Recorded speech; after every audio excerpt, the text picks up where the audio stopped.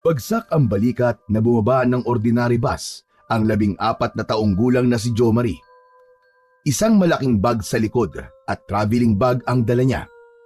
Luminga siya sa paligid at hinanap ang isang tao na hindi pa niya nakikita sa buong buhay niya. Umupo si Jo Marie sa mahabang upuan na nasa gilid ng bus station. Inilabas niya sa bag ang isang chichirya na hindi niya naubos kanina sa bus. Makalipas ang halos kalahating oras, ay may isang payat na matandang lalaki ang lumapit sa kanya. May kaunting dumi at putik ang damit ng matanda, kaya inisip niya na isa yung pulubi. Pasensya na po, Lolo. Pero wala po akong pera eh. Sa iba na lang po kayo mamalimos. Ikaw ba si Jo Marie? Yung anak ni na Joanna at Paco? Ako nga po. Paano niyo po nalaman ang pangalan ko at ang pangalan ni na Mama at Papa?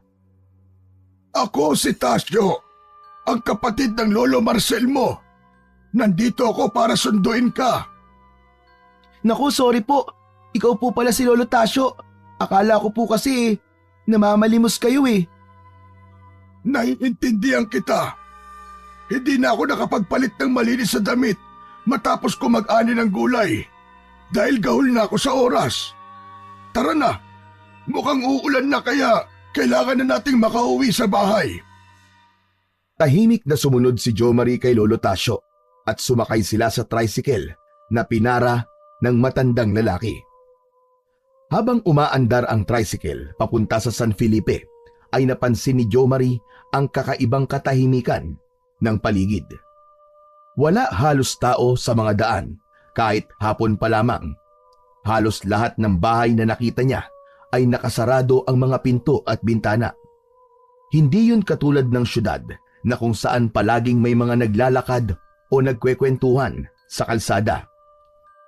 Lolo Tasyo, bakit parang ang tahimik po dito? Ganito talaga karamihan sa mga probinsya, Jo Marie. Sanayan lamang yan. Lumaki ka sa Maynila na palaging maingay, kaya naninibago ka. Inabot na ng mahigit kalahating oras ang biyahe nila Jo Marie. Sa pagkakataon na yon, ay halos puro palayan at mangilang-ilang bahay na lamang ang nadadaanan nila. Hindi na sementado ang daan, kaya umaalog-alog sila sa loob ng tricycle kapag may lubak silang nadadaanan. Makalipas pa ang ilang minuto, ay huminto na ang tricycle sa harap ng isang lumang bahay na may 2 palapag. Malawak ang bakuran pero parang matagal nang hindi nalilinis. Ang dingding ng bahay ay gawa sa makapal na kahoy at ang bubong ay gawa naman sa yero. Unang tingin pa lang ni Jo Marie sa bahay na yun ay alam niya kagad na sobrang luma na nun. Nandito na tayo. Akin ang isang bag mo at ako na ang magdadala. Naku, wag na po, Lolo Tasyo. Kaya ko na po ito. Sigurado ka ba? Opo. Kung gano'n ay ikaw ang bahala. Halika na't ipapakita ko sa iyo ang magiging kwarto mo. Matapos magbayad ni Lolo Tasyo sa tricycle driver, ay pumasok na sila sa bahay. Nagmukhang masikip ang loob ng bahay dahil puno ng mga lumang kasangkapan at mga antigong kagamitan na tila hindi na nagagalaw sa tagal ng panahon. Umakyat sila sa hagdan patungo sa 2 palapag. Meron dong 2 pinto. Binuksan ni Lolo Tasyo ang isa at pumasok sila roon. Ito ang magiging kwarto mo, Jo Marie. Sa tingin ko ay sapat na para sa iyo ang kama dahil mag-isa ka lang naman. Yung mga damit mo ay ilagay mo na lang dyan sa aparador. Hindi ganun kalaki ang kwarto, pero para kay Jo Marie ay ayos na yon para sa kanya. May isang malaking bintana na nakaharap sa likod ng bahay kung saan tanaw niya ang napakalawak na kagubatan sa hindi kalayuan. Sa gilid naman ng kama ay may maliit na mesa at isang lumang lampara. Maraming salamat po, Lolo Tasyo. Pero may kasama po ba kayo sa bahay na to? Wala na. Mag-isa na lang ako dito. Simula nang mamatay ang asawa ko. Tapos nung nagsipag-asawa na ang mga anak ko, ay umalis na rin sila. Parang ang lungkot naman po ng buhay niyo dito. Nung una malungkot, pero gaya na sinabi ko kanina, kapag nasanay ka na ay parang wala na lang. Lahat naman ng bagay pwede nating kasanayan. Tumangulang si Jo Marie habang iginagala ang mga mata sa kabuuan ng kwarto. Hindi nagtagal ay nagpaalam na si Lolo Tasio, pero nang lalabas na sana ito ng kwarto ay tumigil ito sa may pinto at tumingin kay Jo Marie. Oo nga pala, Jo Marie. May mga nakalimutan pa akong sabihin sa'yo. Ano po yun, Lolo? May ilang bagay lamang akong ibibilin sa'yo. Una, hanggang 6:00 lamang ng gabi ang kuryente dito sa San Felipe. Babalik yon 6:00 ng umaga. At dapat 7:00 ng gabi ay nandito ka na sa loob ng bahay. Isa pa, bago ka matulog o kahit sa gabi, ay panatilihin mo nakasarado ang bintana dito sa kwarto mo. Kung may marinig ka mang kakaibang ingay sa labas, ay wag na wag mong bubuksan ang bintana mo. Bakit po bawal buksan ang bintana sa gabi? Saka, ano po bang mga kakaibang ingay ang pwede kong marinig sa labas? Huwag ka na lang magtanong. Basta, sundin mo na lang ang sinabi ko sa'yo. Para rin to sa kaligtasan mo. Siguro kapag nagtagal ka rito, ay maiintindihan mo rin. Pero sa ngayon, gawin mo na lang ang mga sinabi ko. Sige na, iiwanan na kita rito. Kung gusto mo magpahinga, ay magpahinga ka na. Nang makaalis si Lolo Tasio ay isinarado ni Jo Marie ang pinto. Umupo siya sa gilid ng kama at nilingon ang bintana. Isinarado ni Jo Marie ang pinto. Umupo siya sa gilid ng kama at nilingon ang bintana. Medyo madilim na sa labas at malamig na ang hangin na pumapasok mula roon. Tumayo siya at marahang isinarado ang bintana, gaya ng bilin ni Lolo Tasio. Pagkatapos ay humiga na siya sa kama. Mabilis siyang dinapuan ng antok dahil sa pagod mula sa mahabang biyahe. Hanggang sa tuluyan ng mahulog sa malalim na pagkatulog si Jo Marie. Nagising si Jo Marie nang dahil sa mahihinang katok sa pinto ng kanyang kwarto. Madilim na ang paligid. Napatingin siya sa orasan sa tabi ng kama at pilit niyang inaninag kung ano ang oras. 7:00 na ng gabi. Pupungas-pungas na bumaba ng kama si Jo Marie upang buksan ang pinto. Sa pagbukas niya ng pinto ay nakita niya si Lolo Tasio. Bakit po, Lolo Tasio? Bumaba ka na at nakahanda na ang hapunan. Sabay tayong kumain. Alam kong gutom ka na. Tama po kayo. Nagugutom na nga po ako. Sige po, susunod na po ako sa inyo sa ibaba. Anong susunod? Sumabay ka na sa akin sa pagbaba at masama na pinaghihintay ang pagkain. Wala nang nagawa si Jo Marie kundi ang sumabay kay Lolo Tasio sa pagpunta sa komedor. Mas lalo siyang nagutom nang makita niya na adobong baboy na may nilagang itlog ang ulam. Agad na umupo si Jo Marie at sinimulan ang pagkain. Oo nga pala. Nakikiramay ako, Jo Marie. Alam kong mahirap ang pinagdadaanan mo ngayon. Hindi sumagot si Jo Marie dahil bigla siyang binalot ng kalungkutan. Sa halip, binalikan niya sa isip niya ang aksidente na kumitil sa buhay ng kanyang mga magulang. Bumangga ang sinasakyang jeep ng mga ito sa isang truck.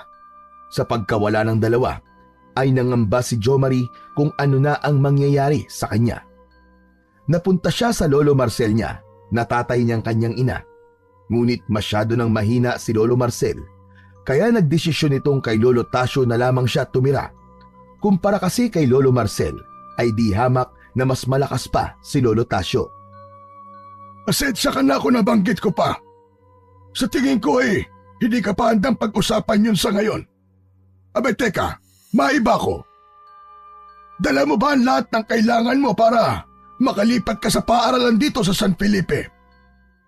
Opo, Lolo.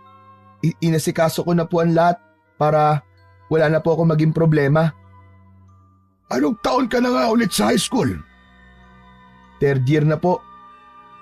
Pagkatapos mo pala niyan 1 taon na lang at gagraduate ka na. Pero may 2 buwan ka pa naman bago magpasukan.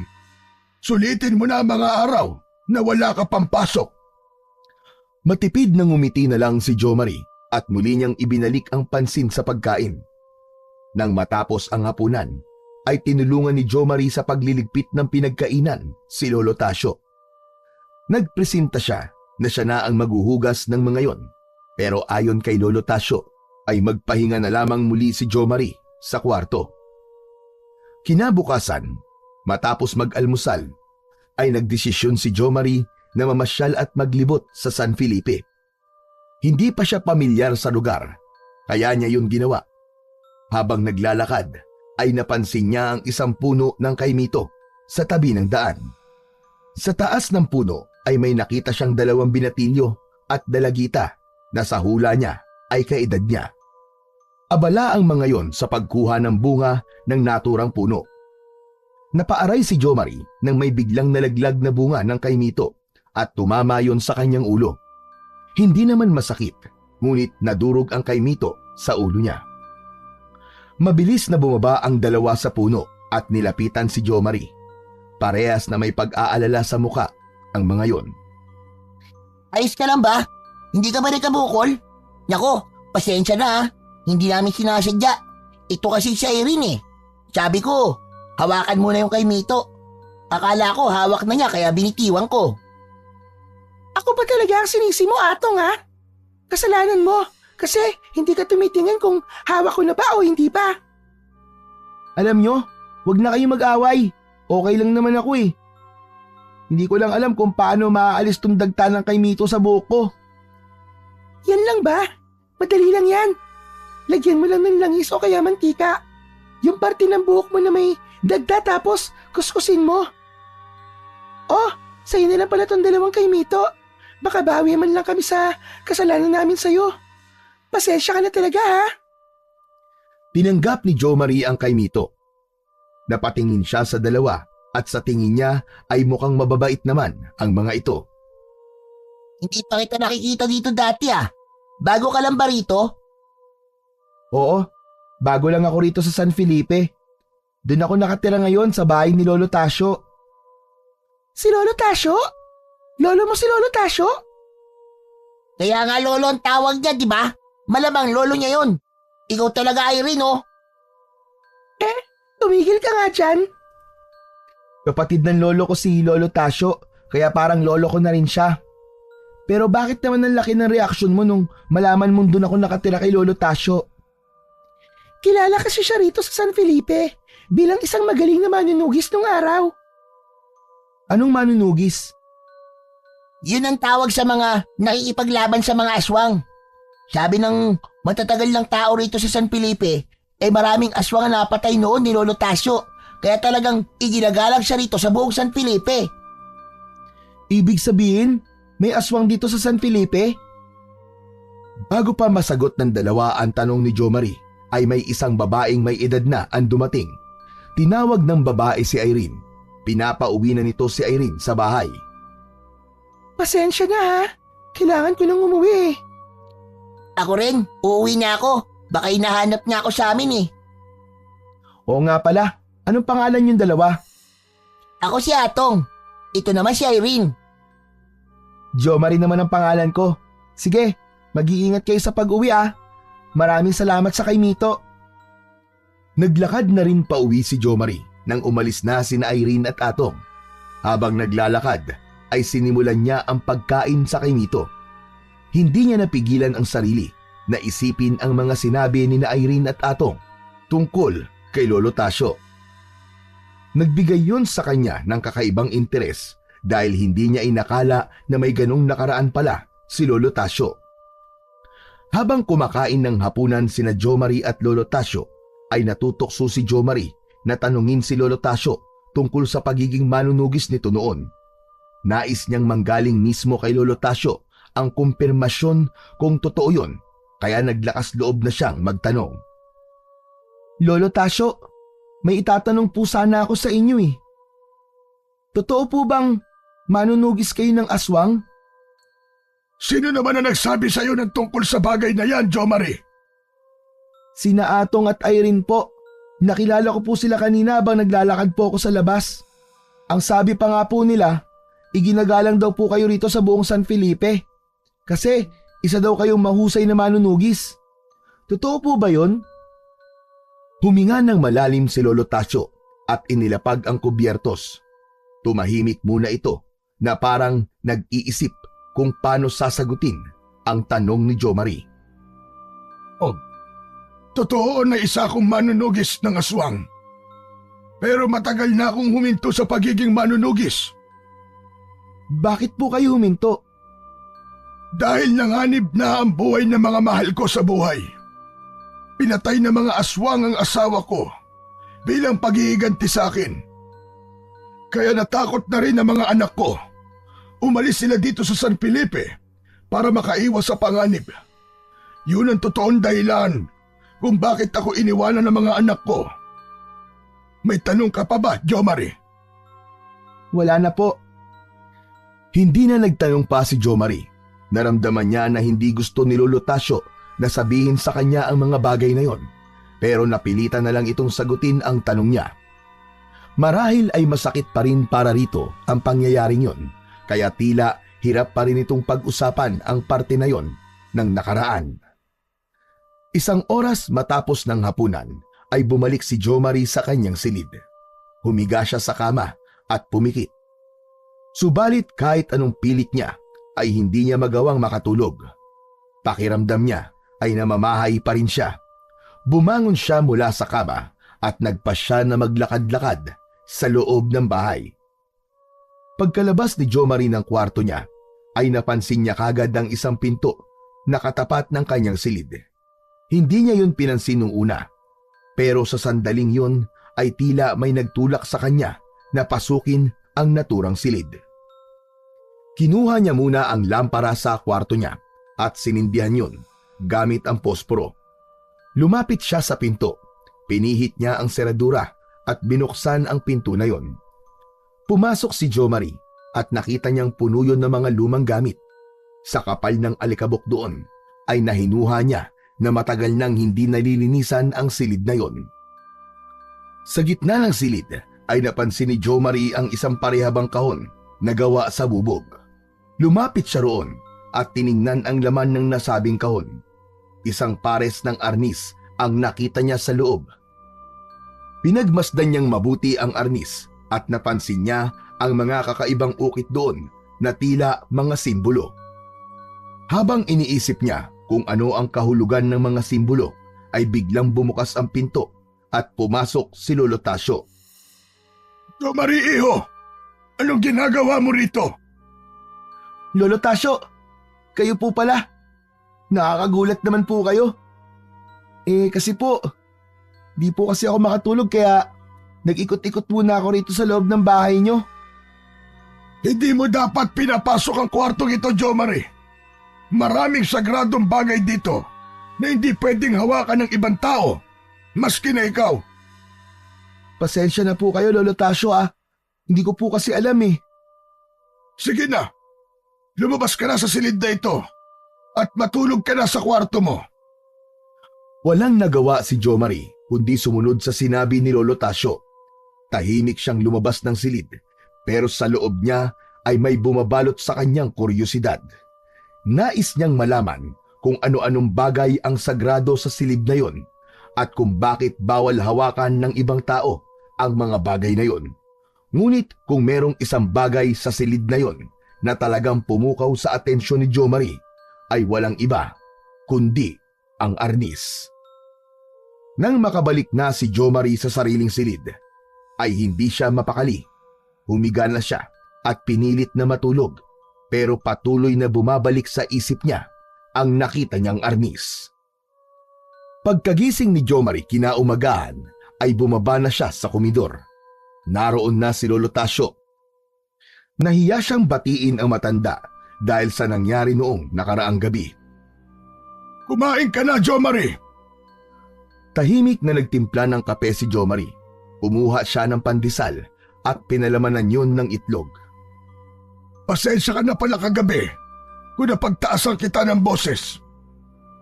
Kasalanan ko rin kasi hindi ko nasabi sa'yo na hindi ka maaaring pumasok sa silid na yon. Wala po kayong dapat na ihingi ng sorry, Lolo Tasyo. Kasalanan ko po yun kasi hindi po ako nagtanong kung pwede po ba akong pumasok sa silid na yon.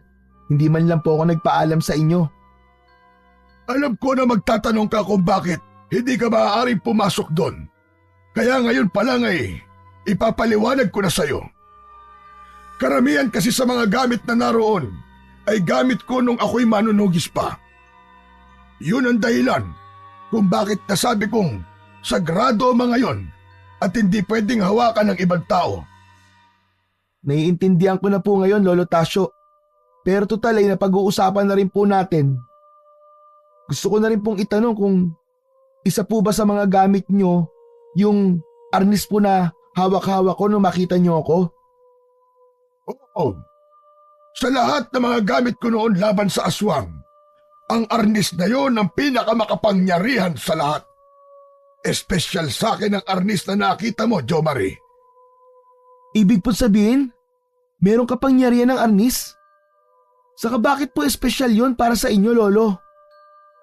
Kung tama ang iyong paggamit, ay mailalabas mo ang rurok ng kapangyarihan ng arnis. Espesyal yon dahil gawa yon sa katawan ng isang matandang balete. Isang puno na pinamamahayan ng espiritu at engkanto. Ang mga ukit naman doon ay ginawa ng dati kong kaibigang engkanto. Ano? Seryoso po ba yan, Lolo? Engkanto talaga? Oo, Jo Marie. Mahirap paniwalaan, ngunit yun ang totoo. Matagal na yon. Ang engkanto na gumawa ng ukit sa arnis ay naging kaibigan ko nung panahong aktibo pa ako bilang isang manunugis. Siya ang nagbigay sa akin ng mga sagradong kagamitan para labanan ang mga aswang. Kung makapangyarihan po ang arnis, bakit hindi niyo na po ginagamit? Sayang naman po ang kapangyarihan nun kung hindi niyo po napapakinabangan. Matanda na ako, Jo Marie. Hindi ko na kayang dali ng kapangyarihang taglay ng arnis na yon. Napakabigat ng responsibilidad at delikado kung hindi ko na kayang kontrolin. Baka yung pang ikamatay ko. Kaya napakahalaga para sa akin ang arnis na yon at ang iba pang gamit na nasa silid kung saan ka pumasok nang walang paalam. Naiintindihan ko na po, Lolo Tasyo. Hindi na po ako makikialam sa mga gamit niyo sa silid na yon at hindi na rin po ako papasok doon. Salamat naman kung ganon at naiintindihan mo ko. Hindi mo talaga dapat hawakan ang mga bagay na naroon. Tumango si Jo Marie. Kahit na may malaking interes siya sa arnis, ay nirespeto niya ang sinabi ni Lolo Tasyo. Ngunit hindi niya maiwasan na magkaroon ng mga katanungan sa kanyang isipan tungkol sa kung ano nga ba talaga ang kapangyarihan at kayang gawin ng arnis ni Lolo Tasyo. Nagpatuloy sina Jo Marie at Lolo Tasyo sa pag-aalmusal. Hindi pa rin maalis ni Jo Marie ang kuryosidad niya sa arnis. Nais pa niyang hukayin ang iba pang detalye tungkol sa arnis, pero kung nais niya yung gawin, ay alam niya na kailangan niyang kumilos ng siya lang. Ramdam niya na limitado ang mga impormasyon na ibibigay sa kanya ni Lolo Tasyo. Muli na namang lumabas ng bahay si Jo Marie matapos nilang mag-almusal ni Lolo Tasyo. Naiinip kasi siya sa loob ng bahay dahil wala siya roong pinagkakaabalahan, kaya minabuti niyang maglakad-lakad sa paligid ng San Felipe. Habang naglalakad siya, ay may natanaw siyang dalawang pamilyar na muka, sina Atong at Irene, na may daladalang isang buwig ng saging. Oy, Jo Marie, kumusta ka na? Hindi ba sumakit ang ulo mo dahil sa kay Mito? Ha? Hindi naman. Saka natanggal ko na yung dagta sa buhok ko. Sinunod ko lang yung sinabi ni Irene. Tabang-tama. Halika, sumama ka sa amin ni Irene. Saan naman tayo pupunta? Sa bahay ni na Irene. Kaarawan ng nanay niya, si Aling Marta. Gagawa kami ng nilupak, kaya may dala kaming saging. Nakakahiya naman kung sasama pa ako sa inyo. Hindi pa kasi ako kilala ng nanay ni Irene eh. Atong, tama si Jo Marie. Kilala mo naman si nanay eh. Hindi siya masyadong nakikipagsalamuha sa mga tao at hindi siya komportable kapag may hindi siya kilala sa bahay namin. Mas masaya nga yun kasi mas marami. Tsaka parang pa-welcome na rin natin to kay Jo Marie kasi bago lang siya rito sa San Felipe. Okay, sige na nga. Kung sasama si Jo Marie sa atin, ayos lang sa akin yon. O paano ba yan, Jo Marie? Okay na kay Irene? Sagot mo na lang ang kailangan. Halika na, sumama ka na. Sige na nga, sasama na ako. Curious din kasi ako sa nilupak na sinasabi niyo kasi hindi pa ako nakakatikim nun. Dahil sa naiinip din at walang ginagawa ay pumayag na rin si Jo Marie na sumama kina Atong at Irene. Nagsimula silang maglakad patungo sa bahay ni Irene. Habang naglalakad, napansin ni Jo Marie na tila palayo sila ng palayo sa kabahayan ng San Felipe. Mas nagiging madamo at masukal ang daan at pakonti ng pakonti ang mga bahay. Nang marating nila ang dulong bahagi ng baryo, ay natanaw na ni Jo Marie ang isang simpleng kubo na nakatayo sa gilid ng mga puno. Pumasok sila sa bakuran ng kubo. Mula sa loob ng kubo ay lumabas ang isang ginang na may payat na pangangatawan. Malaki ang mata nito na parang palaging naninindak. Itlo na kayo. Ang akala ko ba si Atong lang ang inibita mo, Irene? Nay, si Jo Marie nga po pala. Bago lang po siya rito sa San Felipe. Bago po namin siyang kaibigan. Magandang umaga po, Aling Marta.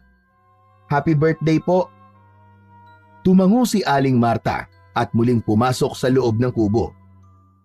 Napansin ni Jo Marie na hindi makatingin ng diretso sa kanya si Aling Marta kanina habang kausap nila ito. Magsimula na po tayong gumawa ng nilupak para makatikim na si Jo Marie. Sigurado ako na magugustuhan mo ang nilupak na yon, Jo Marie. Pupunta lang po ako sa lutuan at mukhang kumukulo na po ang tubig. Oo nga pala, Irene. Meron ba kayong asukal at margarine? Kakaunti na lang ang asukal namin Yung margarine wala kami. Kung ganon, bibili lang muna ako sa tindahan ha. Mabilis lang ako. Iniwan ni Atong sina Jo Marie at Irene. Sumunod naman si Jo Marie kay Irene sa lutuan. Nakahiwalay ang lutuan ng mga ito sa mismong kubo. Meron yung bubong na yero, nakalawangin na. Tahimik na tumulong si Jo Marie kay Irene sa paglalagay ng mga saging sa kumukulong tubig sa malaking kaldero.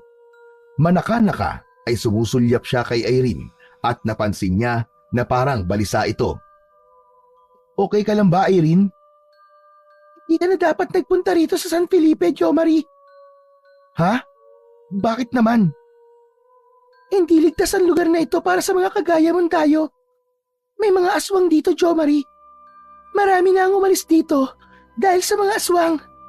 Yung mga natira na lang ay mga taong wala nang ibang mapupuntahan kagaya namin. Nasabi nga ni Lolo Tasyo sa akin ang tungkol sa mga aswang na yan. Pero hindi ba? Matagal na silang wala rito. Hindi sila nawala rito sa San Felipe, Jo Marie. Nandito pa rin sila. At ang balak nila Hindi nagawang ituloy ni Irene ang sasabihin nang biglang dumating si Atong na dala ang mga binili sa tindahan. Nakangiti itong lumapit kina Jo Marie at Irene. Grabe ang seryoso naman ang pinag-uusapan nyo. Hindi naman. Nagtatanong lang kasi si Jo Marie kung may lugar ba rito sa San Felipe na magandang puntahan. Ang sabi ko sa kanya, wala. Wala nga, pero tahimik itong lugar natin. Kaya kung gusto mo ng katahimikan at kapayapaan, magugustuhan mo rito, Jo Marie. Ngumiti lang si Jo Marie at tumango. Hindi niya naintindihan kung bakit hindi nagsabi si Irene ng totoo kay Atong sa totoo nilang pinag-uusapan. Ganun pa man, sinakyan na lamang niya ang pagsisinungaling ni Irene. May pakiramdam kasi siya na merong dahilan kung bakit nito yun ginawa. Isa pang ipinagtataka niya ay ang magkaibang sinabi ni Irene at Atong tungkol sa San Felipe. Para kasi kay Irene ay delikado ang San Felipe at kabaligtaran yun sa sinabi ni Atong. Matapos na mailaga ang mga saging ay isa-isa nang binalatan yun ni Jo Marie. Inilagay nila yon sa tinatawag na lusong at binayo ang mga saging sa lusong gamit ang isang kahoy. Nang matapos nang gawin ni Irene at Atong ang nilupak, ay pinagsaluhan na nila yon sa labas ng kubo ni Irene, habang si Aling Marta naman ay mag-isang kumain sa loob ng kubo. Habang pinipilit ni Jo Marie na sumabay sa pag-uusap ni Irene at Atong habang kumakain sila, ay patuloy na sumasagi sa isip niya ang sinabi sa kanya ni Irene. Pakiramdam niya sa pagkakataon na yon ay mas dapat niyang paniwalaan si Irene kaysa kay Atong. Tahimik ang gabing yun sa San Felipe. Sa loob ng kwarto ni Jo Marie ay nakaupo siya sa ibabaw ng kama habang malalim na nag-iisip. Ang totoo, hindi siya naniniwala sa mga kwentong kababalaghan noon, lalo na at lumaki siya sa syudad. Pero nang marinig niya ang mga kwento ni Lolo Tasio at ang babala ni Irene tungkol sa mga aswang sa San Felipe, ay tila unti-unting nagbago ang kanyang pananaw. Bumuntong hininga si Jo Marie at napatingin siya sa nakabukas na bintana. Doon niya naalala ang isa sa mga bili ni Lolo Tasio na huwag niyang hahayaan na nakabukas ang bintana tuwing gabi. Agad na tumayo si Jo Marie upang isarado ang bintana. Ngunit bago pa niya maisarado yon, ay may biglang tumalon sa bintana, papasok mula sa labas. Nang hilakbot si Jo Marie sa kanyang nakita, isa yung babae na may malahalimaw na itsura. Naglalaway yon na akala mo ay gutom na gutom. Sino ka? Anong ginagawa mo rito? Malakas na umangil ang nakakatakot na babae at sumugod yun kay Jo Marie. Sumigaw si Jo Marie at agad niyang tinakbo ang pinto upang makalabas. Lolo Tasio! Lolo Tasio, tulong! May halimaw!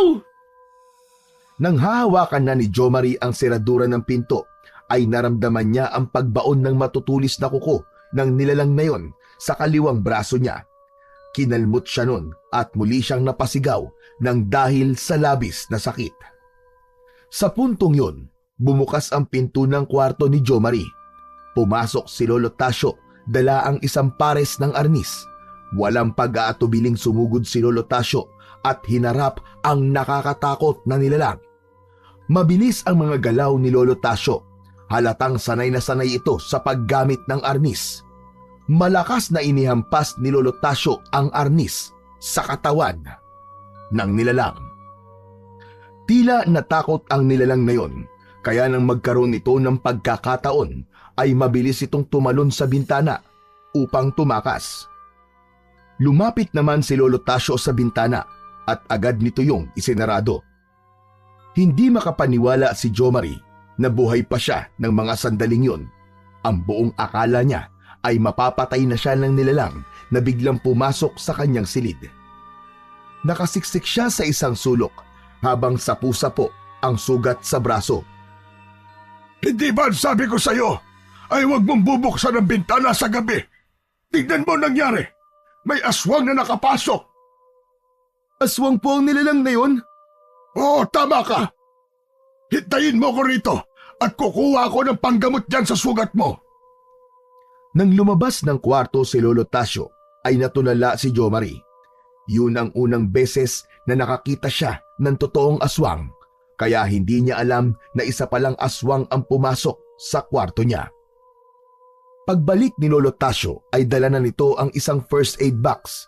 Pinaupo siya nito sa gilid ng kama at tumabi ito sa kanya. Habang nililinis ni Lolo Tasio ang sugat ni Jo Marie, ay pinigilan niya ang magbigay ng kahit anong reaksyon kahit nasasaktan siya.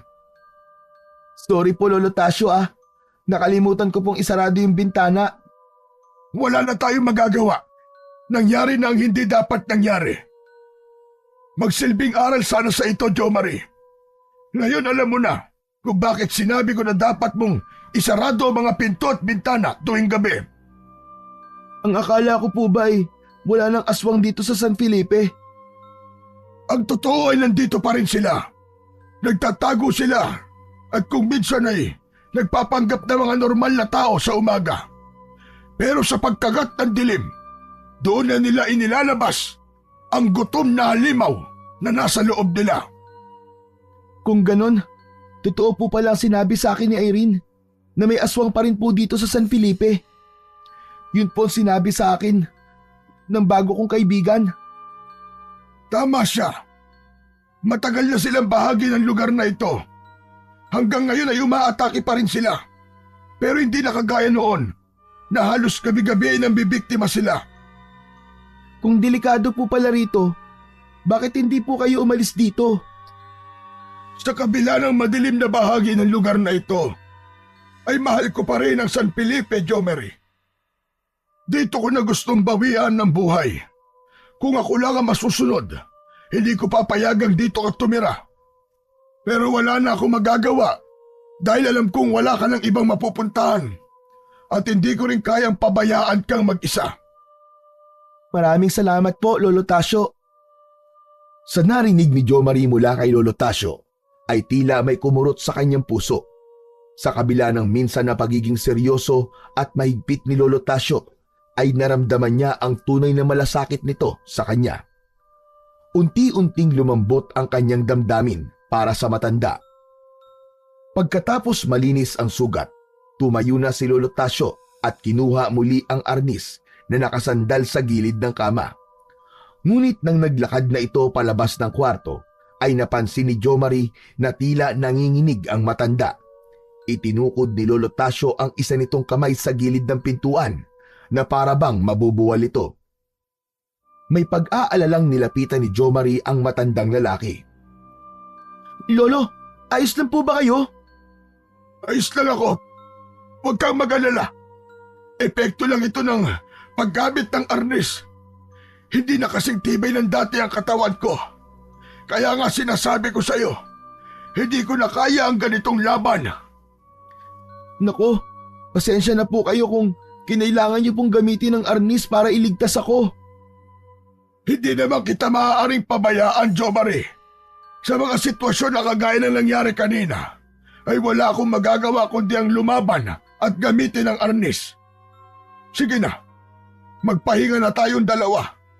Huwag kang mag-alala dahil sigurado ko na hindi na babalik ang aswang na yon at magdasal ka muna bago ka matulog. Sa kabila ng hirap sa paglalakad, si Lolo Tasyo ay nagawa pa rin itong lumabas ng kwarto ni Jomari. Pumasok ito sa kabilang kwarto upang ibalik ang arnis sa lalagyan nun. Isinarado na ni Jomari ang pinto ng silid niya. Nang humiga siya sa kama, ay nakonsensya siya. Kung isinarado lang sana niya ang bintana, ay hindi makakapasok doon ang aswang at hindi mapipilitang gamitin ni Lolo Tasyo ang arnis. Pagsikat ng araw ay bumaba na si Jomari sa komedor. Naabutan niya si Lolo Tasyo na naghahanda ng almusal. Tinulungan niya ang matandang lalaki at maya-maya pa ay pinagsaluhan na nila ang sinangag, daing na bangus at pritong itlog. Tumingin si Lolo Tasyo sa braso ni Jomari. Kumusta na ang sugat mo, Jomari? Kumikirot pa rin po, pero kaya ko naman pong tiisin ang sakit. Normal yan, dahil sariwa pa ang sugat mo. Pagkatapos natin kumain, bibigyan kita ng gamot para sa kirot. Tumango si Jomari at nagpatuloy sila sa pagkain. Maya-maya pa ay naalala ni Jomari ang sinabi ni Irene, kaya nagtanong siya kay Lolo Tasyo. Lolo Tasyo, totoo po ba yung sinabi po sa akin ng kaibigan ko na mga dayo o mga bagong salta lang sa San Felipe ang inaatake ng mga aswang? Totoo yun, Jomari. Mas madalas na dayo ang binibiktima ng mga aswang dito. Karamihan kasi sa mga bago sa lugar na ito ay hindi naniniwala sa mga aswang, kaya wala silang pag-iingat. Pero hindi ibig sabihin na ligtas na mga matagal nang nakatira dito. Kapag gutom ang aswang, wala silang pinipili. Dayo ka man o hindi, bibiktimahin ka pa rin nila. Kung meron pa po palang aswang dito, bakit hindi po kayo bumalik sa pagiging manunugis? Alam ko matagal na kayong tumigil, pero mukhang kailangan na ulit kayo ng San Felipe. Malay nyo, mapatay nyo po lahat ng aswang. Nako, Jomari, masyado na ako matanda para sa ganyang bagay. Kung susubukan ko ulit ngayon, baka yung pa ang ikamatay ko. Hindi na kaya ng katawan ko lumaban pa sa mga aswang. E di, Maghanap po kayo ng taong pwede niyong sanayin. Kumbaga, siya po ang susunod sa yapak nyo. Sa tingin ko po kasi kailangan ng San Felipe ang isang manunugis na magtatanggol sa mga tao laban sa mga aswang. Hindi ganun kadali yon. Masyadong mapanganib ang buhay ng isang manunugis. Isa pa, wala pa akong nakikita na karapat dapat na magmamana ng aking kaalaman at ng mga sandata ko laban sa mga aswang. Ako po, Lolo. Bakit hindi na lang po akong sanayin nyo? Bata pa po ako. Malakas po ang aking katawan. At sigurado akong kaya kong dali ng kapangyarihan ng arnis. Kung tuturuan at sasanayin niyo po ako, makakatulong po ako na protekta ng San Felipe laban sa mga aswang. Sandaling natigilan si Lolo Tasio. Matiim itong tumingin sa kanya na parang inaalam nito kung seryoso siya sa kanyang sinabi. Matapos yun ay umiling si Lolo Tasio. Hindi, Jomari. Hindi ko hahayaan na mapahamak ka. Ang pagiging manunugis ay hindi basta-basta. Mapanganib ang mga aswang at hindi sila madaling kalabanin. Masyado ka pang bata para harapin ang ganong klaseng panganib. Pero Lolo, kung hindi po ako, sino pong susunod sa yapak nyo? Handa po akong harapin ang mga aswang. Kung walang magsasanay para maging kagaya nyo, mas maraming mabibiktima ang mga aswang. Tigilan mo na ang kaibangan na yan, Jomari. Masyado mapanganib. Kapag may nangyari sa'yo na masama, ay ako masisisi ng Lolo Marcel mo. May mga bagay na mas dapat kang pagtuunan ng pansin kaysa sa pagpatay sa mga aswang, kagaya ng paghahanda mo sa susunod na pasukan. Alam ko naman po na delikado ang pakikipaglaban sa mga aswang. Pero kung meron akong kaalaman sa bagay na yon, ay magkakaroon ako ng laban sa kanila. Hindi po pwedeng palagi na lang tayo nagtatago at natatakot sa muling pagsalakay ng mga aswang. Dapat po ay merong kahit isang magtatanggol sa ating lahat. At hayaan mo na ako maging tagapagtanggol na yun, Lolo. Ayoko na pong mauulit ang nangyari kagabi na hindi ko man lang naipagtanggol ang sarili ko. Kahit anong sabihin mo, ay hindi ako papayag, Jomari. Sundin mo na lang ang biling ko sa'yo at hindi na mauulit ang nangyaring pag-atake ng aswang sa'yo. At pakiusap lang, tapusin na natin ang usapan na ito tungkol sa bagay na yan dahil hindi ko ibibigay sa iyo ang gusto mo. Tumahimik na si Jomari sa sinabing yun ni Lolo Tasio. Naiintindihan niya kung bakit ayaw siyang sanayin ni Lolo Tasio upang maging isang manunugis. Yun ay ayaw nito na mapahamak siya. Pero naniniwala si Jomari na kung walang maglalakas ng loob na labanan ng mga aswang, ay magpapatuloy ang takot ng mga tao at baka hindi na yon mawala. Nagising si Jomari sa kalagitnaan ng gabi dahil sa biglang pagbuhos ng malakas na ulan. Sinabayan pa yon ng kulog at kidlat. Sa pagkakataon na yon ay biglang may naramdaman si Jomari na pagkauhaw, kaya nagdesisyon siyang bumaba muna sa kusina upang uminom ng tubig. Nang pagbaba niya sa hagdan, ay narinig niya ang pagkatok sa pinto sa ibaba. Napahinto siya sa kalagitnaan ng hagdan at pinakinggan kung tama ba ang naririnig niya na merong kumakatok. Muling narinig ni Jomari ang pagkatok, kaya nagmamadali siyang bumaba at tumayo sa tapat ng pinto. Bago niya buksan ang pinto, ay tinanong niya muna kung sino ang nasa labas. Isang boses ng babae ang narinig ni Jomari na sumagot.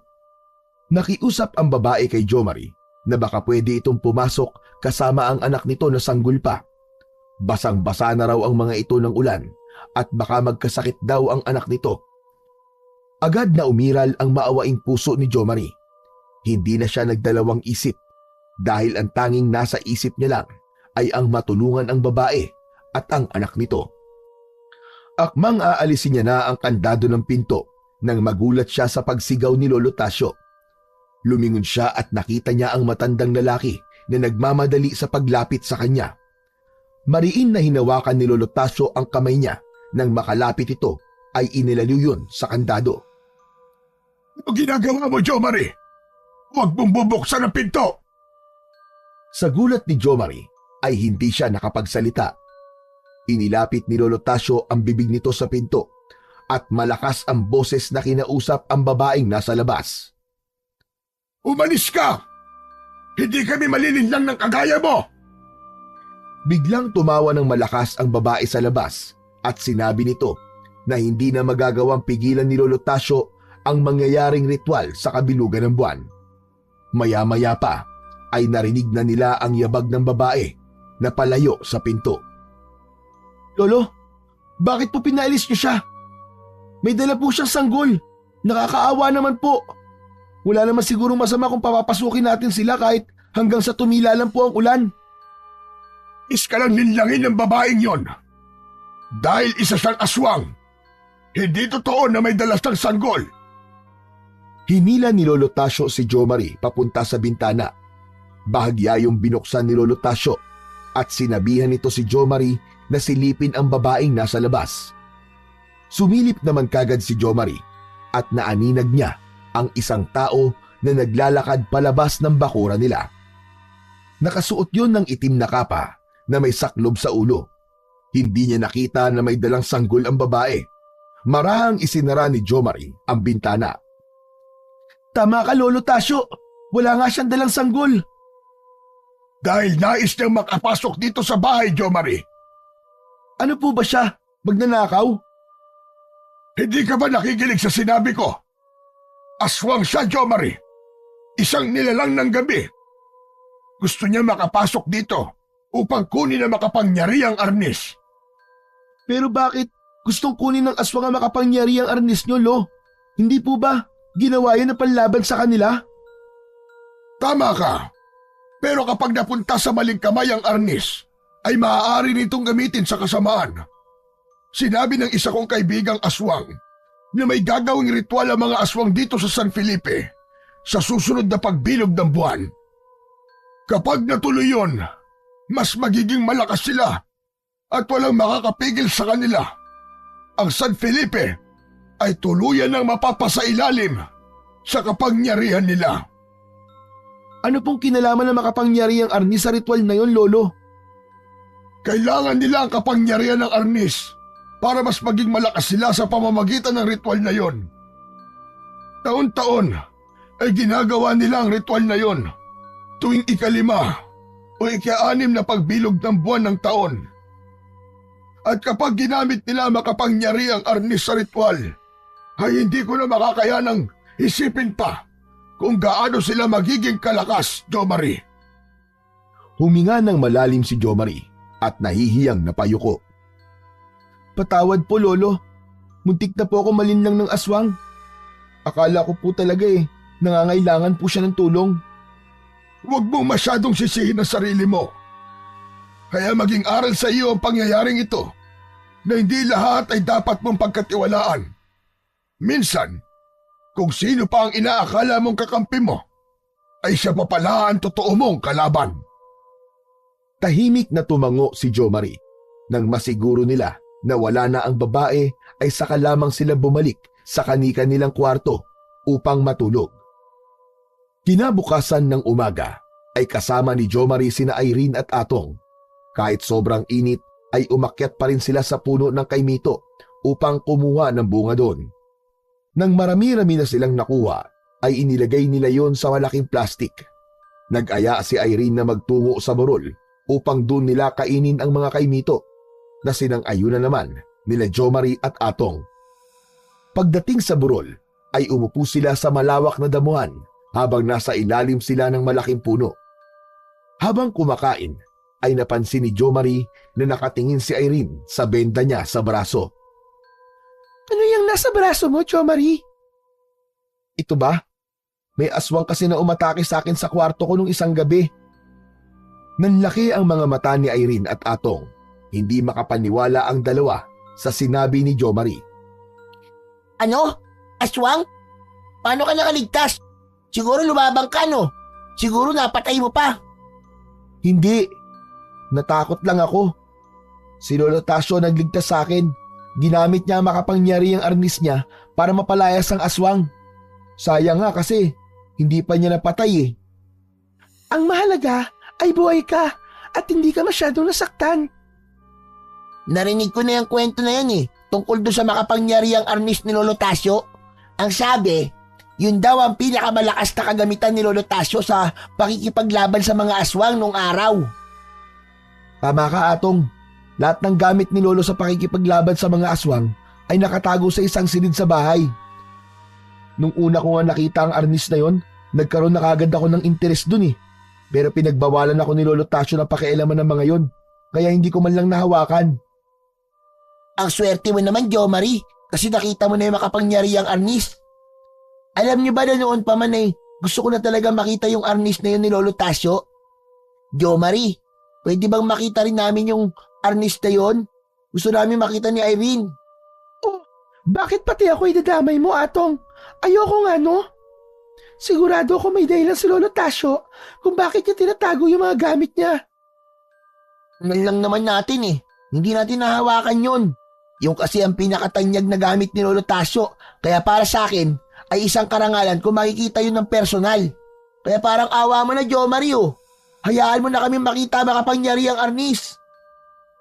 Naramdaman ni Jomari ang labis na kagustuhan ni Atong na makita ang arnis ni Lolo Tasyo. Kung siya ang tatanungin, ay wala namang problema sa kanya. Ngunit nag-aalala siya sapagkat baka hindi sila payagan ni Lolo Tasyo. Siya nga na apo nito ay hindi pinapayagan na pumasok sa silid na yon, kaya sigurado na ganun din kapag ibang tao na. Jo Marie, ano na? Sumagot ka naman Hindi ko alam, Atong eh. Sigurado ako magagalit si Lolo Tasyo kapag nalaman niyang pumasok tayo sa silid na yun na walang paalam. Tama si Jo Marie. Huwag mo nang ipilit ang hindi pwede, Atong. Saka, ano namang mapapala mo kung makikita mo makapangyarihang arnis si Lolo Tasyo? Gusto ko makita yun, Jo Marie. Sige na, mabilis lang naman tayo Kapag nakita ko na, aalis na agad tayo, pangako. Hindi ko hawakan yun. Gusto ko lang makita kung ano ba talaga ang itsura ng arnis na yun. Nag-isip ng mabuti si Jomari dahil para sa kanya ay mahirap pagbigyan ang gustong mangyari ni Atong. Ngunit hindi rin niya gustong mabigo si Atong, lalo na at dama niya na gusto talaga nitong makita ang makapangyarihang arnis ni Lolo Tasyo. O sige, pag-iisipan ko. Ayoko rin na magalit si Lolo sa akin pero naiintindihan ko kung bakit gusto mo yung makita, Atong. Sana wag mo nang ituloy, Jo Marie. Mas maganda kung susundin mo ang bili ng lolo mo sa'yo. Huwag mong intindihin niya si Atong kasi hindi naman siya mapapagalitan kung sakali, kung di ikaw. Si Irene na wag mong intindihin, Jo Marie. Matatakotin kasi yan kaya palagi na lang kontra sa mga gusto ko. Basta, kapag may pagkakataon ipapakita mo sa akin yung makapangyarihang arnis Hindi ko may papangako pero susubukan ko, Atong. Tumayo na si Atong. Masaya ito sa posibilidad na makikita nito ang makapangyarihang arnis ni Lolo Tasyo. Isang umaga, matapos mag-almusal, ay napansin ni Jomari na nagbihis si Lolo Tasyo. Kinuha nito ang bayong at lumapit sa kanya habang naguhugas siya ng pinagkainan nila. Marie, pupunta lamang ako sa palengke. Gusto mo ba sumama? Hindi na po, Lolo. Dito na lang po ako sa bahay. Sigurado ka ba? Opo, Lolo. Maglilinis na lang po ako ng bahay habang wala po kayo. Kung sa bagay, medyo maalikabok na nga rito. Basta huwag ka magpapapasok ng kahit na sino dito habang wala ako At pinaka-importante, huwag kang papasok sa kwarto ko sa itaas. Opo, Lo. Susundin ko po lahat ng sinabi nyo. Mag-iingat po kayo. Isang mahinang ngiti ang ipinukol ni Lolo Tasyo bago ito tumalikod at naglakad palabas ng bahay. Nang matapos ni Jomari ang ginagawa, ay sandali siyang nagpahinga sa duyan na nasa harapan ng bahay. Humiga siya roon at tumingin sa maaliwalas na kalangitan. Makalipas ang ilang sandali, ay dumating sina Atong at Irene. Jo Marie, aayain ka sana namin ni Irene Manguha ulit tayo ng kay Mito. Hindi ba kakakuha lang natin kahapon? Baka wala pang hinog na bunga yun. Sa ibang puno naman tayo, syempre. Ano? Tara na. Hala, ngayon na pala. Hindi ako pwedeng umalis kasi walang magbabantay dito sa bahay. Mamaya na lang tayo manguha ng kay Mito pagdating ni Lolo Tasyo. Kung ganon, ikaw lang ang tao rito sa bahay nyo? At wala si Lolo Tasyo? Oo, nasa palengke si Lolo eh. Napansin ni Jomari ang pagliwanag ng muka ni Atong. Eh di, pagkakataon na natin to, Jomari. Pwede na namin makita yung arnis ni Lolo Tasyo. Hanggang ngayon ba naman, ay pinipilit mo pa rin ang gusto mong yan, Atong? Hindi ka ba marunong umintindi? Ang sabi ni Jomari, ay ipinagbabawal ni Lolo Tasyo na may pumasok sa silid ng kinaroroonan na makapangyarihang arnis. Mabilis lang naman, Irene eh. Hindi naman natin gagalawin yung mga gamit dun eh. Kitin na lang natin, Jomari. Ngayon na ang pagkakataon natin. Ipakita mo na sa amin ang arnis, sige na. Ewan ko, Atong ah. Baka mahuli tayo ni Lolo Tasyo eh. Hindi naman tayo magtatagal eh. Pag nakita na natin yung arnis, lalabas na kagad tayo, pangako. Matagal na nag-isip si Jomari bago sumang-ayon. Sige na nga, pero mabilis lang tayo ah. At walang magsusumbong kay Lolo Tasyo ah. Pumalakpak sa labis na tuwa si Atong nang pumayag si Jomari, habang si Irene naman ay napailing na lamang. Pumasok silang tatlo sa bahay at tahimik na umakyat patungo sa ikalawang palapag. Kinabahan bigla si Jomari at parang nais niya nang wag ituloy ang gagawin nila. Nakonsensya siya dahil isang malaking pagsuway yun kay Lolo Tasyo. Pero dahil malapit na sila sa silid na yon, ay nagpatuloy na lamang siya.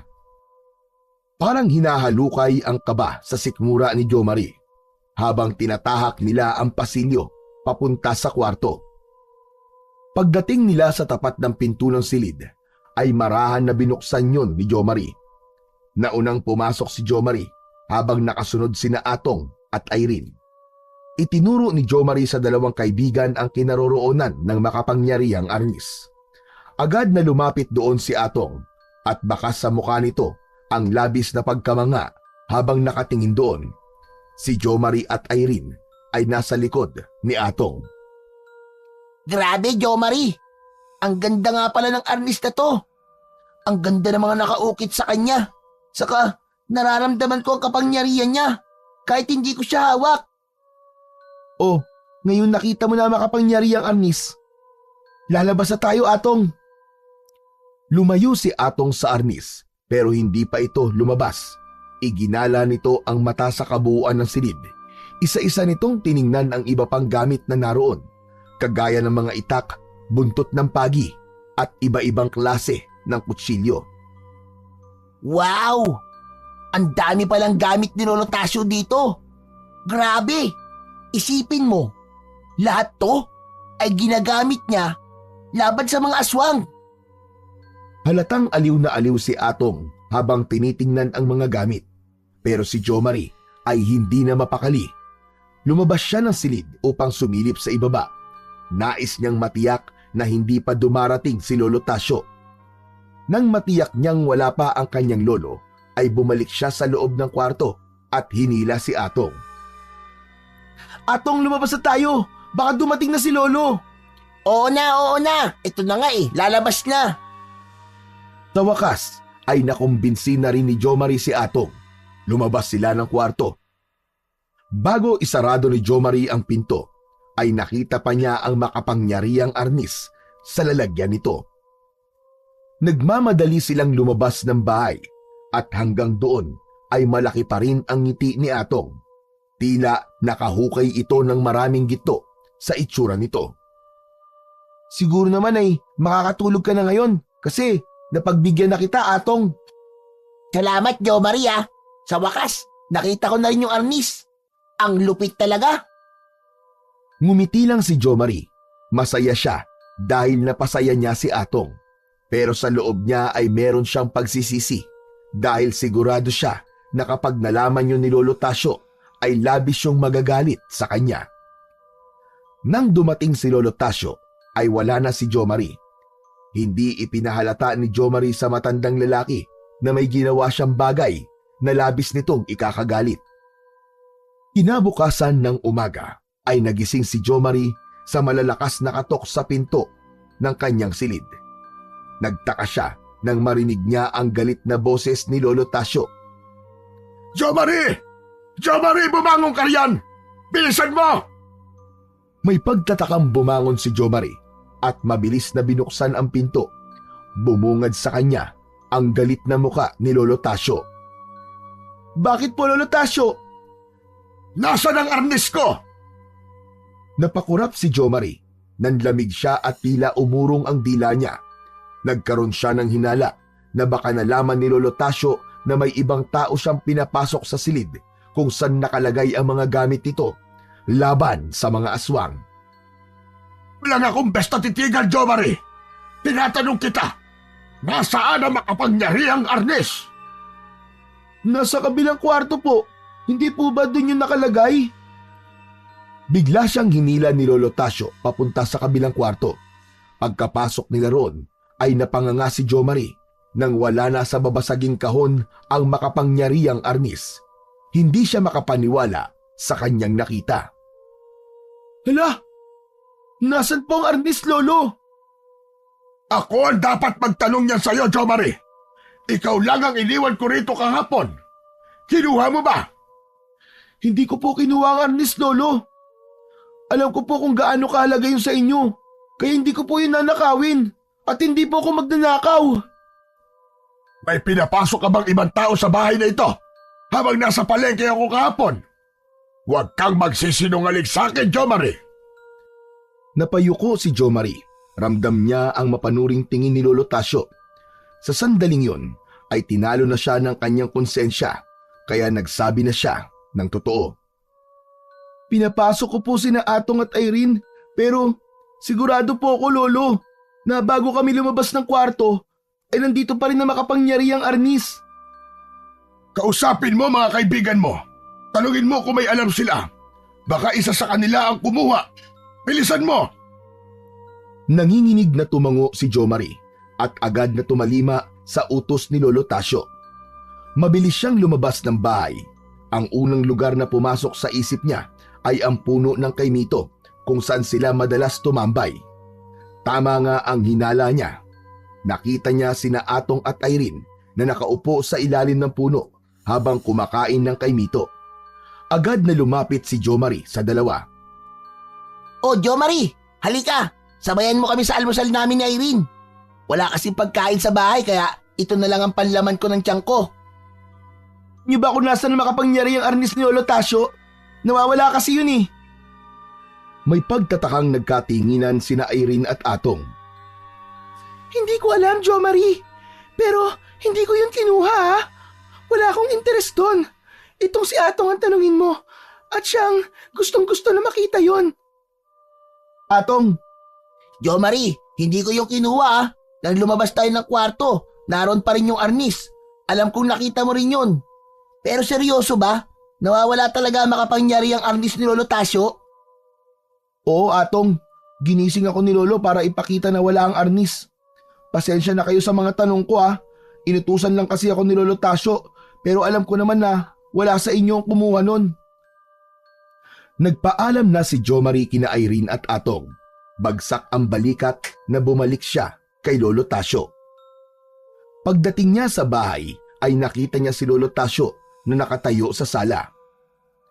Anong sabi ng mga kaibigan mo? Wala raw silang kinalaman, Lolo.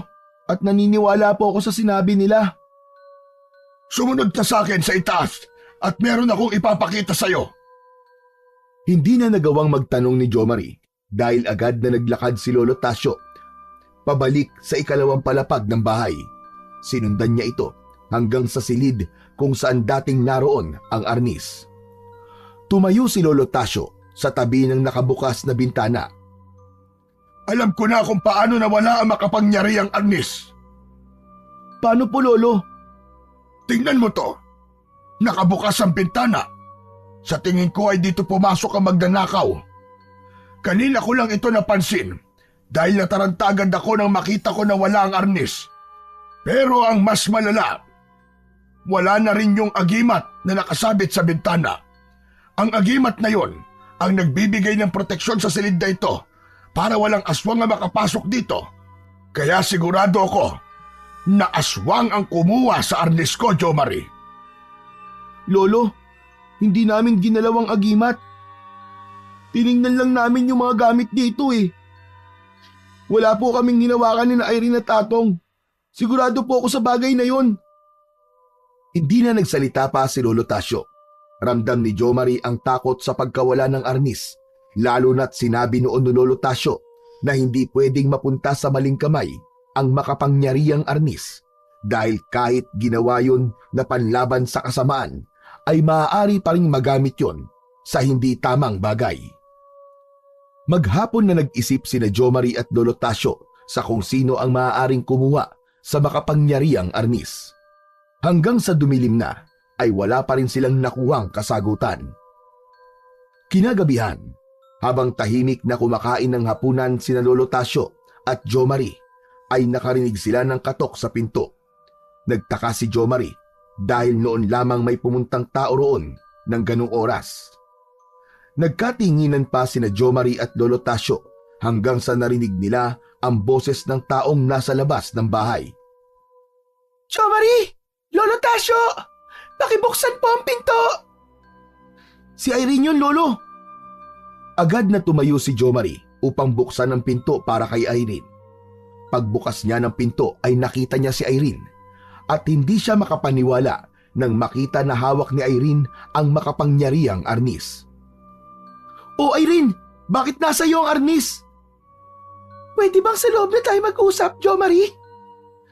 Pinapasok ni Jomari si Irene at agad niyang isinarado at ikinandado ang pinto. Nang umupo sa sofa si Irene, ay lumabas si Lolo Tasyo mula sa kusina at maging ito ay hindi makapaniwala na nakay Irene ang makapangyarihang arnis.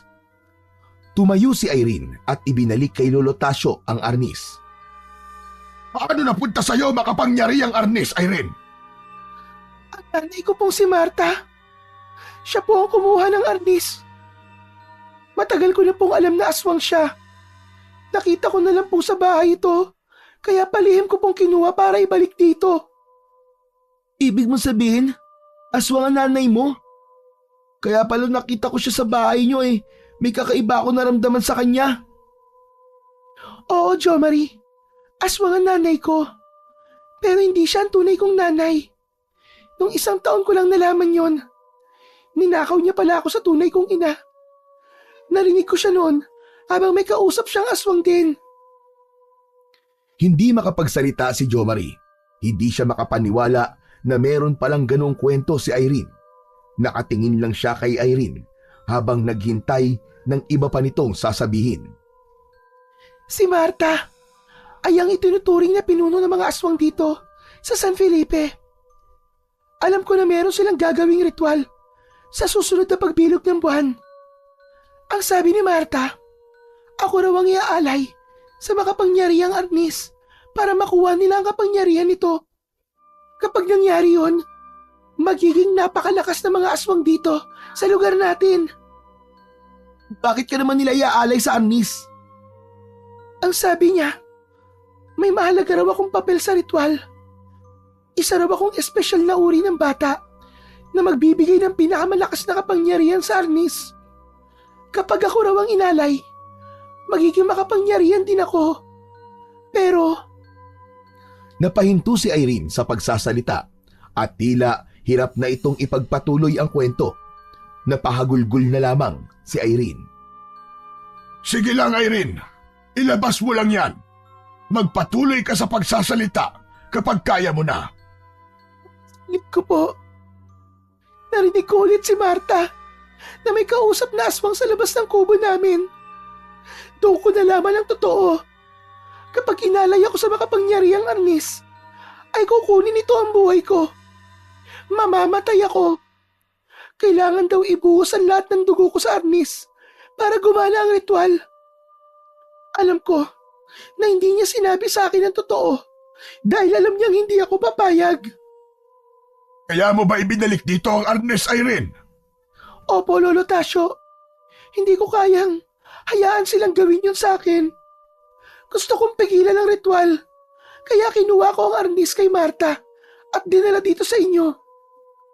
Pero hindi ko alam kung bakit nakakaramdam ako ng parang trinidor ko ang nagpalaki sa akin at tumayong ina ko sa matagal na panahon. Ginawa mo lang ang tamang bagay, Irene. Huwag ka mag-alala. Hindi namin hahayaan na may mangyaring masama sa'yo.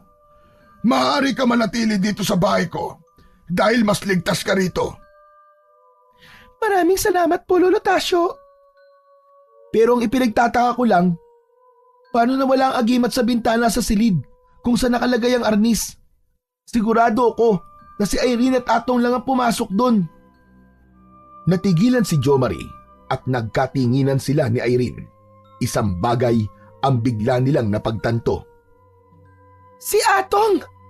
Siya ang nag-alis ng sinasabi mong agimat. Siguro, ginawa niya yun nung sandali akong lumabas ng kwarto. Nung lumabas ka, sa'yo ako nakatingin. Kaya may pagkakataon si Atong na gawin yun. Pero bakit niya yung ginawa? Wala akong nakikitang dahilan para gawin niya yun. Ang kaibigan niyo si Ato ang nag-alis ng agimat ay kailangan niyo mag-ingat sa kanya. Huwag muna kayo magtiwala sa kanya hanggat hindi natin sigurado kung dapat natin siyang pagkatiwalaan.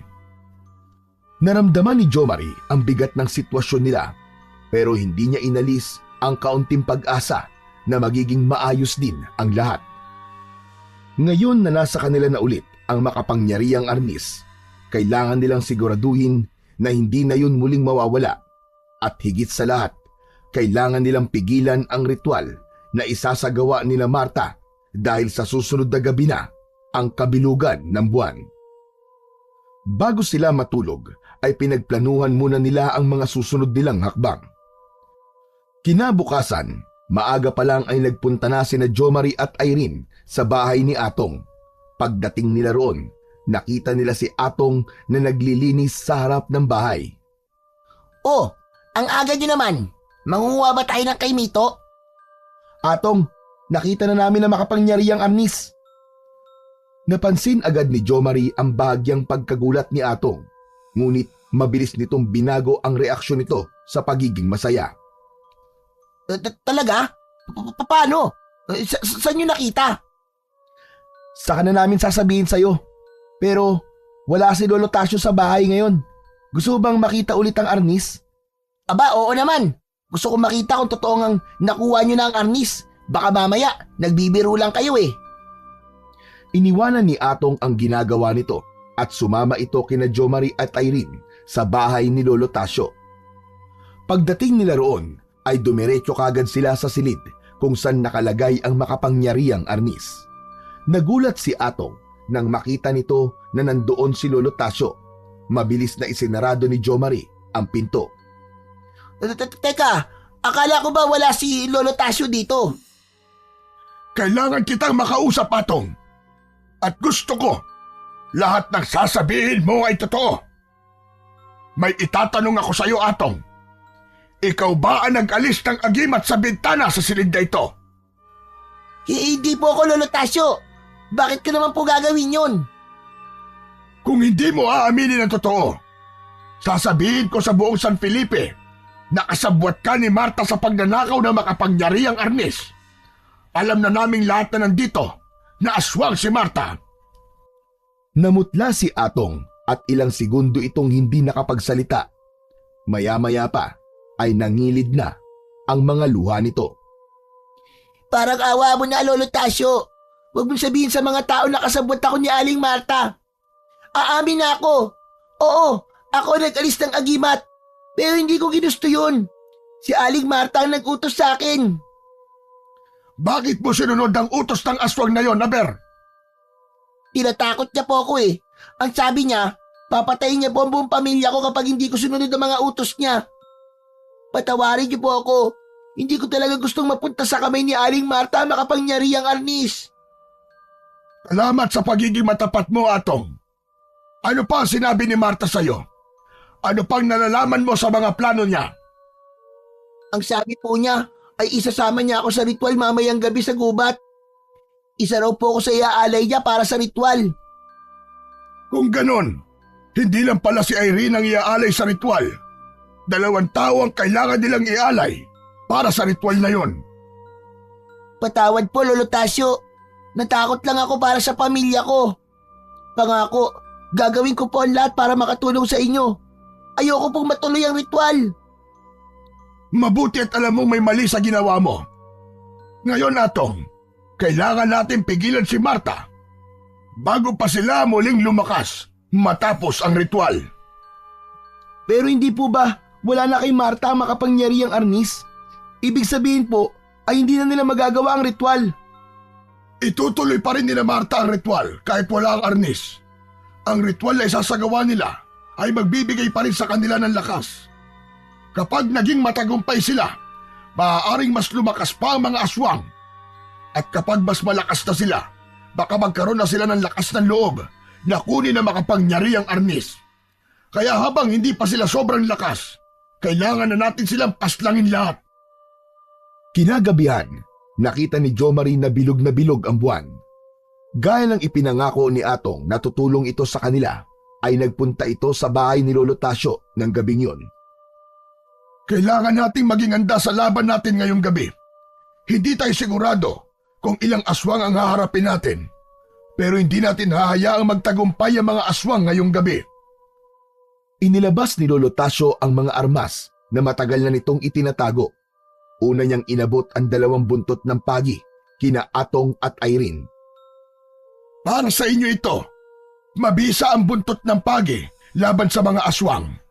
At para sa akin naman, ang 2 patalim na ito.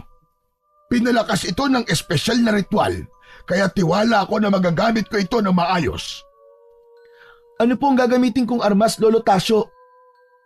Nanlaki ang mga mata ni Jo Marie nang kinuha ni Lolo Tasyo ang makapangyarihang arnis. Ibinigay nito yun sa kanya, nanginig ang buong katawan niya, nang sa wakas ay nahawakan na niya ang arnis. Agad niyang naramdaman ang kapangyarihan nun. Ito ang gagamitin mo, Jo Marie. Ang makapangyarihang arnis. Sigurado po ba kayo, Lolo Tasyo? Ako talaga ang gagamit nito. Alam ko kaya mong gamitin yan, Jo Marie. Malaki ang tiwala ko sa iyo. Huwag ka mag-alala. Kung hindi ka marunong makipaglaban, ang arnis ang gagabay sa iyo. Yan ang magtuturo sa iyo ng dapat mong gawin habang hawak mo siya. Huminga ng malalim si Jo Marie. Ramdam niya ang bigat ng responsibilidad na nakaatang sa kanyang balikat. Tinatanggap ko po makapangyarihang arnis, Lolo Tasyo. Gagawin ko po ang lahat para hindi ka mabigo na ipinagkatiwala mo ito sa akin. Aasahan ko yan, Jo Marie. Ngayon, lahat tayo ay may panlaban na sa mga aswang. Magtungo na tayo sa gubat upang pigilan ang ritual at paslangin natin ang lahat ng aswang na makikita natin. Tumango si Jo Marie. Sa pagkakataon na yon, alam niya na hindi lang sa arnis siya dapat magtiwala, kundi maging sa kanyang sarili. Agad na nagtungo sina Jo Marie, Lolo Tasyo, Irene at Atong sa gubat.